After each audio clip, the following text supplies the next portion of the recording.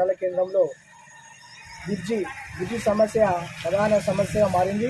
ఈ వర్షాకాలము 2-3 నెలలతో వర్షాకాలం వస్తుంది.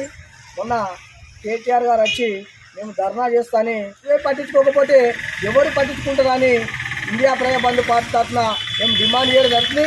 గతంలో కూడా బ్రిడ్జి నించుమని పదే మొరపెట్టుకున్న అప్పుడు ప్రభుత్వం పోకముందు కూడా చెప్పిన కానీ వినిపించుకోలేము. అడుగుతున్నా తక్షణమే బ్రిడ్జి పనులు తొందరగా మొదలు పెట్టాలని ఇండియా ప్రజాబంధు పార్టీ తరఫున అధికారులు కూడా చొరవ తీసుకోవాలని డిమాండ్ చేస్తున్నాను. అధికారుల నిర్లక్ష్యమే ప్రధానంగా, అధికారుల నిర్లక్ష్యంతో రోడ్డు పనులు ఆగిపోతున్నాయని మేము డిమాండ్ చేస్తాము.